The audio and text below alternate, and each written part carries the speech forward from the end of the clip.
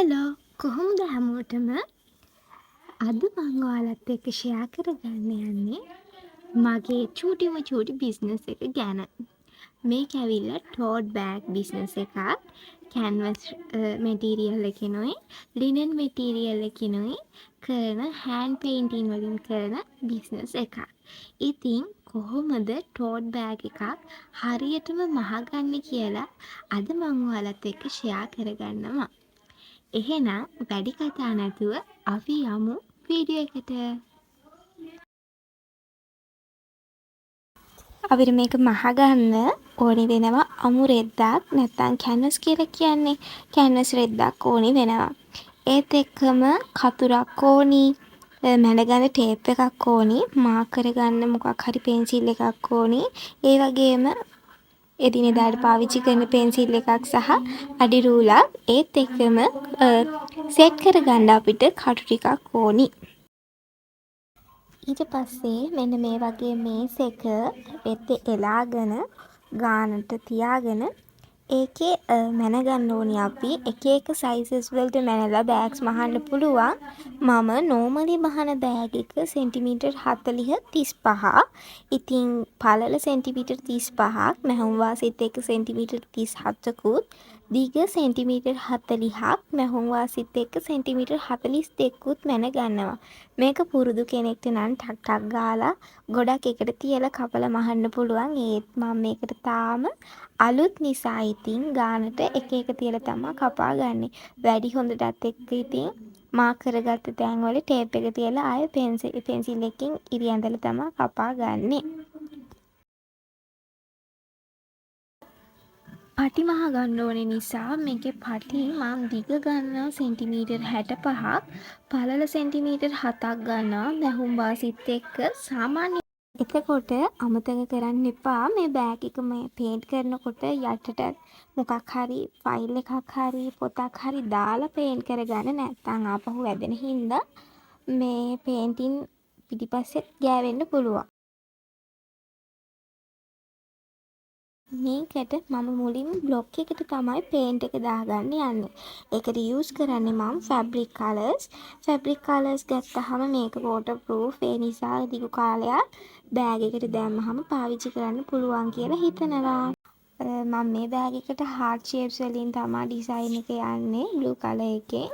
ඉතින් ඕනි කෙනෙක්ට පුළුවන් මේ වගේ පොඩි බිස්නස් එකක් පටන් ගන්න. තමන් ඉස්කෝලේ යන කෙනෙක්ට උනත්, කැම්පස් යන කෙනෙක්ට උනත් වැදගත් වෙන්නේ වැඩේ පටන් ගන්න එක. පටන්ගෙන එක හරියට කරගෙන යන්න බය නැතුව හැමෝටම කරන් යන්න පුළුවන්. හරිම ලේසි වැඩක් මේක ඉතින්.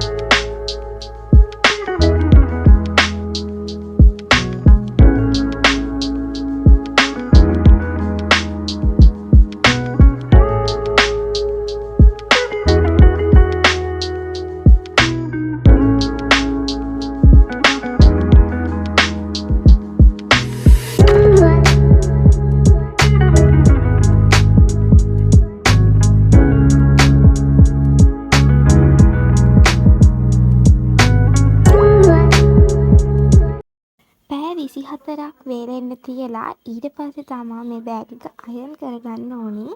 අයන් කරගෙන ඉස්සරහ පැත්තයි කන පිට හරවලා කන පිටත් අයන් කරගන්න ඕනේ. ඊට පස්සේ මේ තියෙන විදිහට මැහුම් වාසි නමාගෙන අයන් කරගන්න ඕනේ මේ පේන විදිහට.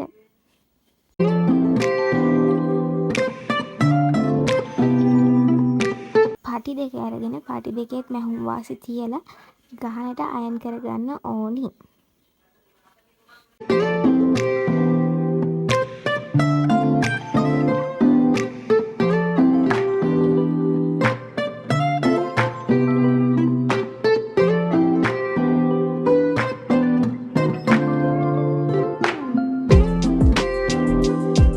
වෙන විදිහට තමයි ඉතින් මැහෙන්නේ.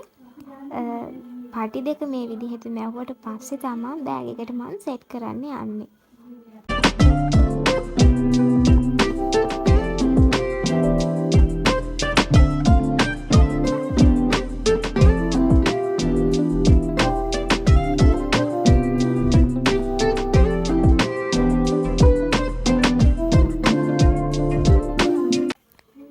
ඊට පස්සේ මෙහෙම බෑග් එක අරගෙන දෙකට නමලා ඒක ආපහු දෙකට නමන්න ඕනේ. කියන්නේ 4ට නමා ගන්න ඕනේ.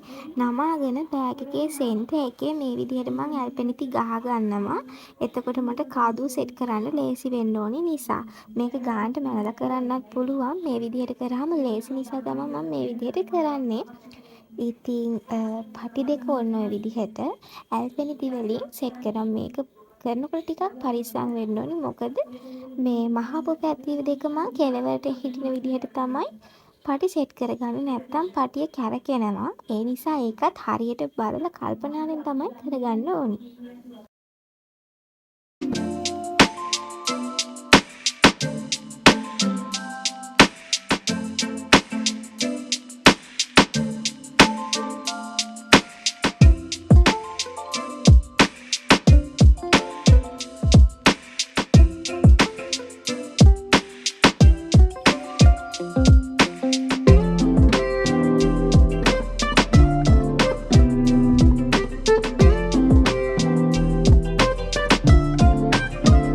ඊට පස්සේ කන පිට හරවලත් කන පිටට මැහුම් වාසි තියෙන්නේ. ඒ මැහුම් වාසි ඇතුළට දාලා මැහුම් වාසියත් එක්කම පටිය මහගෙන යන්න ඕනේ.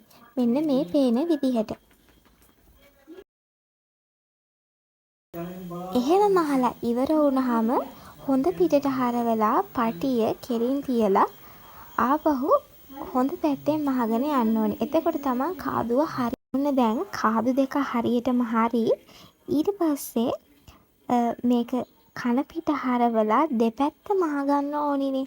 දෙපැත්ත මහගන්නකොට කන පිට හරවලා ඒ දෙක ගානට තියලා මහගන්න ඕනි.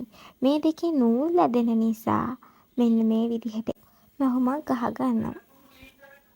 හරවුවාම ඔන්න ඇත්තටම බෑග් එක මැහිලා එක එක ඩිසයින්ස් වලට එක එක විදිහට මහන්න පුළුවන්. කැන්වස් එකෙන් විතරක් නෙවෙයි ලිනන් ෆැබ්‍රික් ඕන මැටීරියල් එකකින් ඔයාලා කැමති නම් මේ වගේ බෑග්ස් වලට ඊටාම සාධාරණ මුදලකට මම පර්චේස් කරනවා. ඉතින් මගේ tote bag business එකේ pages තියෙනවා. TikTok එකේ තියෙනවා. FB එකේ තියෙනවා. Insta එකේ තියෙනවා. tote aesthetic තමයි මේ small business එකේ නම. ඉතින් ඔයාලා හැමෝටම කරන්න පුළුවන් ගෙදර ඉඳන්ම කරන්න පුළුවන් හොඳ business idea එකක් තමයි මේක. මම දැන් පටන් අරන් මාස 2-3ක් වෙනවා. හොඳ profit එකක් එක්ක මේ වැඩේ කරන් යන්න පුළුවන්. ආසාව තියෙන හැමෝටම එහෙනම් අදට මම වීඩියෝ එකකින් ගිහින් හැමෝටම සුබ දවසක්. bye bye bye.